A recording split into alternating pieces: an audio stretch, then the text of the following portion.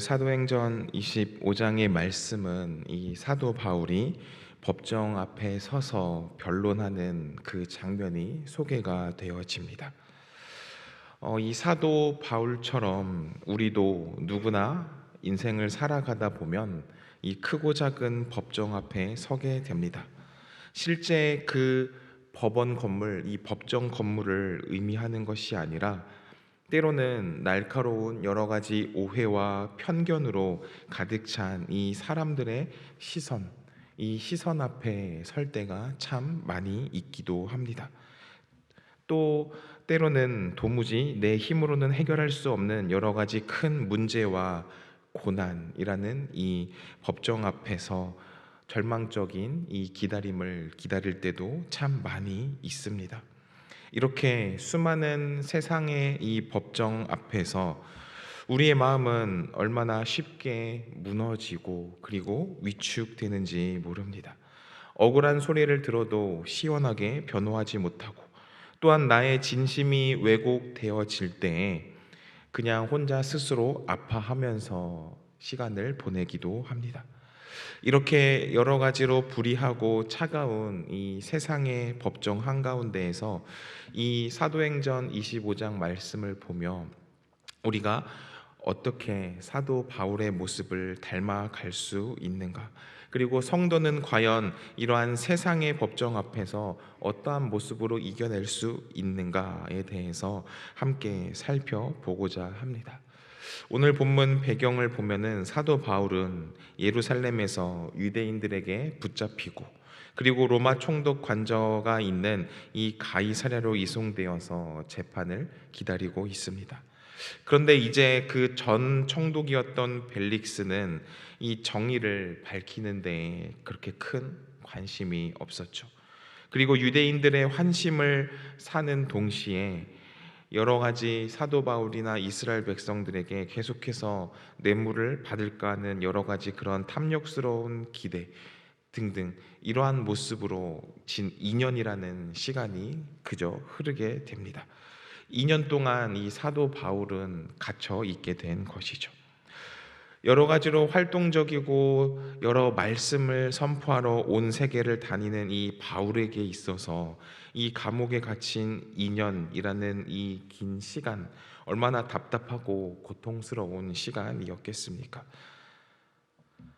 이 하나님의 위대한 복음의 전달자 이 사도 바울이 그저 인간의 탐욕과 그리고 정치적인 이 계산의 희생양이 되어서 이 감옥에 계속해서 갇혀 있게 된 것입니다. 그리고 이 벨릭스 총독이 임기를 마치고 새로운 베스도라는 총독이 오게 됩니다. 총독이 바뀌게 되면서 다른 뭔가 이제 풀려날 수 있는 희망이 있을 것 같다라는 그 희망을 품기도 전에 또 많은 그 사건이 오늘 본문에 보면은 일어나게 됩니다. 오늘 본문 1절과 2절을 보면은 베스도가 부임한 지 3일 후에 이 가이사랴에서 예루살렘으로 올라가니 대제사장들과 유대인 중 높은 사람이 바울을 고소할세라고 기록을 하고 있습니다. 이 베스도라는 사람이 총독으로 부임한 지 3일 만에 이 대제사장들과 유대인 중 높은 사람들이 곧바로 이 사도 바울을 또 한 번 고발한 것입니다. 2년 동안 사도 바울이 계속해서 갇혀 있었습니다. 사도 바울은 그 2년 동안 크게 어떤 밖에서 사회적인 영향력을 행사할 수도 없는 무기력한 죄수의 입장이었습니다. 보통의 경우라면 2년의 시간이 흐르면 머릿속에서 잊혀질 법도 한데 이 유대 종교의 지도자들은 그렇지 않았던 것이죠. 이 총독이 바뀌자마자 또 달려가서 이 사도 바울을 고소 고발한 것입니다. 이 사도 바울에 대한 이 증오심이 시간이 흘러도 잊혀지지 않았고, 그리고 더 집요하고 끈질겨졌던 것입니다. 마치 오랫동안 이 잠복해 있었던 이 바이러스가 새로운 그 숙주를 만나서 크게 다시 활동을 개시하는 것처럼 새로운 총독이 오자마자 기다렸다는 듯이 이 바울을 다시 법정으로 끌어내려 했던 것입니다. 어찌 보면 이 모습이 죄와 악의 속성의 그 모습이지 않는가 생각을 해보게 됩니다. 복음에 대한 세상에서의 적대감, 결코 시간과 함께 자연스럽게 사라지지 않죠. 오히려 기회가 되면 어떻게든 이 진리를 무너뜨리려 하고, 그리고 진리의 사람들을 괴롭히고 그리고 넘어뜨리려 합니다. 오늘날 우리를 향한 이 세상의 공격도 마찬가지입니다. 우리가 예수 그리스도를 믿고 그리고 예수님의 말씀대로 살아가려고 할 때에 세상의 많은 사람들은 우리를 바라보고 조롱하고 비난하면서 우리를 끌어내려고 하는 것이 이 세상의 모습인 것입니다. 우리가 한번 용서하고 잊어버린 과거의 실수를 끄집어내서 또 정죄하고, 그리고 우리의 작은 허물을 통해서 믿음의 공동체 전체를 모독하기도 하고, 이런 끈질긴 공격 앞에서 왜 나에게만 계속해서 이러한 어려움이 찾아올까 하고 지쳐 쓰러질 때가 있는 것입니다. 그리고 더 무서운 것은 이러한 증오가 얼마나 더욱더 악한 모습으로 나타나는지 오늘 본문 3절을 보면은 또한 바라보게 됩니다. 3절의 말씀을 보면 베스도의 호의로 바울을 예루살렘으로 옮기기를 청하니 이는 길에 매복하였다가 그를 죽이고자 함이더라. 이렇게 오늘 3절 말씀에 기록합니다. 베스도에게 호의를 구한다라고 이야기를 하죠. 그러면서 이 예루살렘으로 이송하는 것이 더 합당한 정식 재판 절차인 것처럼 이야기를 하면서 그 가는 길에 이 사도 바울을 암살하려는 계획을 세우는 것입니다. 사도 바울을 암살하는 계획을 누가 세웁니까? 당시 유대 종교의 지도자들이 이러한 악한 일을 자처해서 앞장서서 하고 있다는 것이죠. 겉으로는 공의로운 재판을 외치면서 속으로는 불법적인 이 살인을 계획하는 것, 바로 이것이 위선으로 가득 찬 세상의 모습인 것입니다. 이 악한 것, 즉 사탄의 세력도 동일한 방식으로 우리를 날마다 공격합니다. 너를 위한 것이다 라는 달콤한 호의의 말로 우리를 유혹해서 이 죄의 길로 이끌고, 그리고 마치 이것이 굉장히 합리적이고 지혜로운 선택이다라는 그럴듯한 명분으로 우리를 진리에서 떠나게 만듭니다. 그렇기 때문에 우리는 더욱더 깨어 있어야 하는 것이죠. 그리고 이런 사탄의 세력들, 영적인 음모를 분별할 수 있는 지혜를 우리는 더욱더 구비해야 하는 것입니다.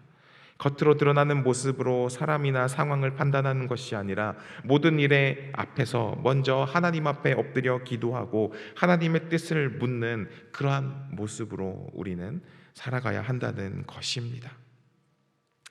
베스도는 이 유대인들의 청탁을 일단 거절하고 바울의 재판을 가이사랴에서 진행하기로 합니다. 4절과 5절의 말씀을 보면 그렇게 기록을 하고 있죠. 근데 언뜻 보면 이 절차가 굉장히 공정한 것처럼 보이기도 합니다.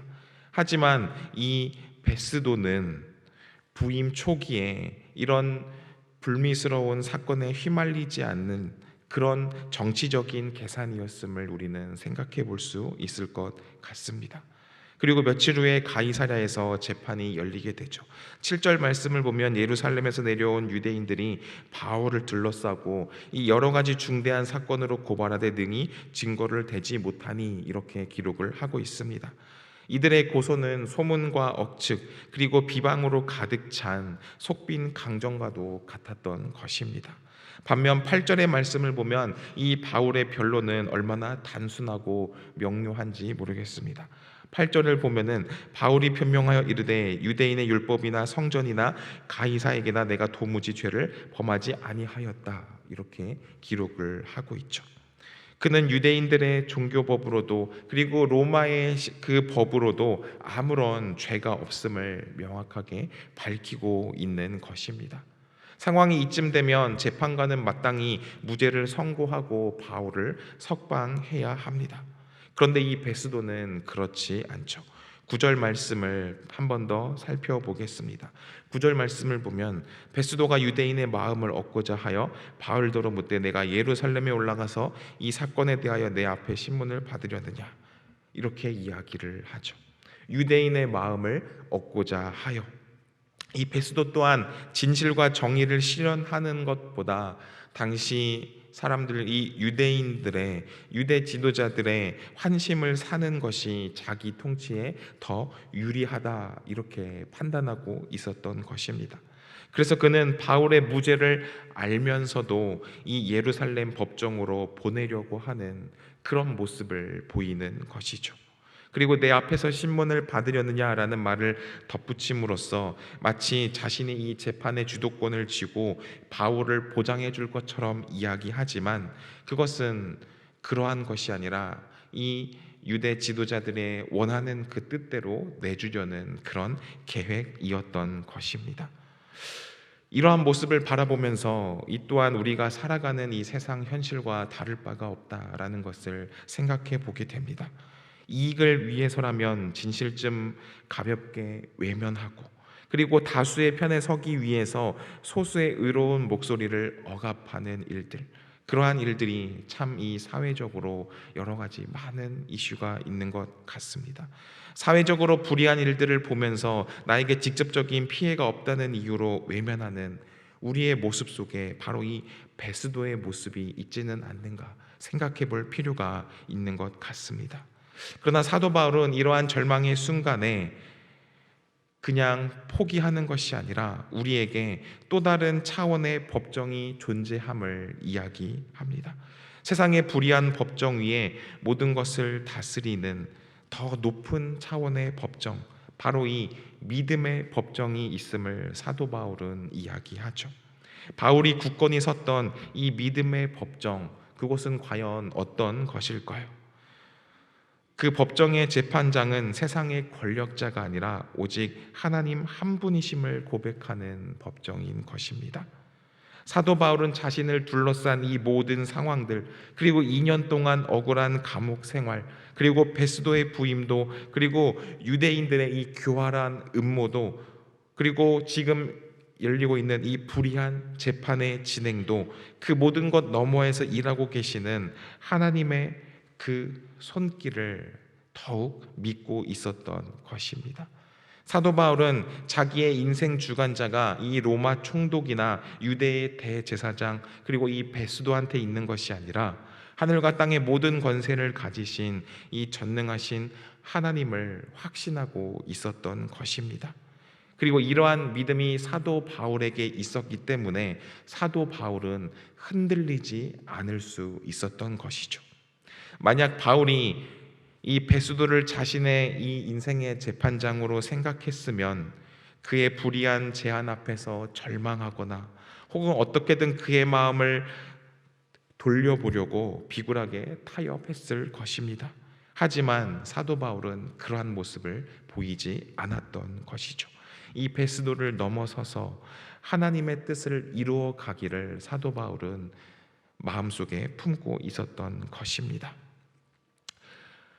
처음 유대인들이 이 바울을 예루살렘으로 보내달라고 했을 때 베스도가 그들의 청을 거절했던 것이 이 바울의 암살의 위기에서 건져주게 되고, 그리고 베스도가 유대인들의 마음을 얻고자 이 바울에게 예루살렘으로 가지 않겠냐라고 하는 이 위기의 순간 속에서도 하나님께서는 계속해서 이 더 큰 계획을 준비하고 계셨던 것입니다.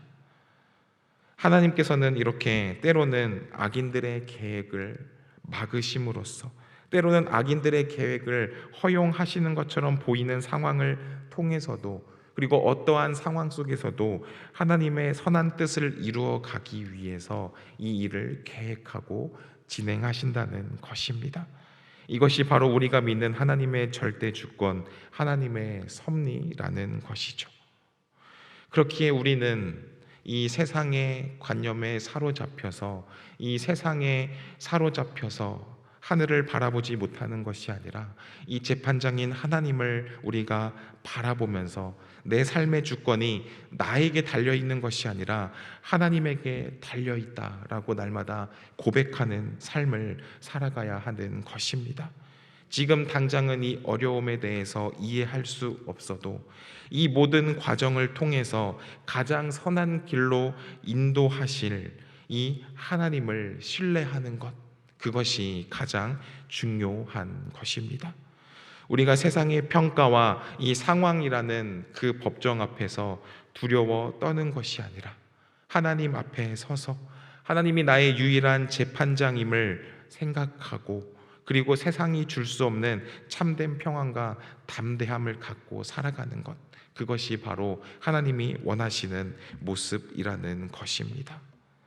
바울이 섰던 이 믿음의 법정 또 다른 모습은, 그 법정의 유일하고도 확실한 증거는 바로 이 하나님의 말씀, 진리라는 것입니다. 이 세상의 법정은 어떠한 모습입니까? 수많은 거짓과 증거, 그리고 교묘한 논리, 여론몰이, 감정적인 호소, 이러한 것들이 판결에 영향을 미칩니다. 본문 7절에서 유대인들이 그랬던 것처럼 실체는 없지만 그럴듯하게 포장된 여러 가지 중대한 사건, 이런 것들이 진실을 가리고 사람들을 현혹합니다. 우리가 지금 살아가고 있는 이 시대도 마찬가지입니다. 여러 가지 인터넷과 그리고 여러 가지 미디어 속에서 진실과 거짓이 뒤섞여서 사람들은 더 이상 무엇이 진실인지 관심을 갖는 것보다 더 자극적이고, 그리고 내 입맛에 맞는 이야기를 진실로 믿어버리는 그러한 시대를 지금 우리는 살아가고 있습니다. 이러한 세상 속에서 바울은 어떻게 변호를 하고 있습니까? 8절 말씀을 보면 오직 사실과 진실에 근거해서 이야기합니다. 유대인의 율법이나 성전이나 가이사에게나 내가 도무지 죄를 범하지 아니하였노라. 이 짧은 문장 한 문장 속에는 이 바울의 삶의 결백함과 그리고 진리 안에 거하는 바울의 당당한 모습이 담겨져 있는 것입니다. 율법을 폐하러 온 것이 아니라 완성하러 오신 이 예수 그리스도의 복음을 전했기에 유대인의 율법에 사도 바울은 죄를 짓지 않았습니다. 그리고 이 성전의 주인이신 예수님을 증거했기 때문에 성전을 모독하지 않았습니다. 그리고 세상의 권세 또한 하나님께서 허락하셨음을 믿었기에 로마 황제 가이사에게 대적하는 어떠한 불법도 바울은 저지르지 않았습니다. 이 바울의 변론은 그의 말이 아니라 이 사도 바울 전체의 삶 전체가 증명하는 진실이었던 것입니다. 거짓은 말이 많고 요란하기 일쑤이지만 진리는 이처럼 단수하고 명료하며 힘이 있는 것입니다.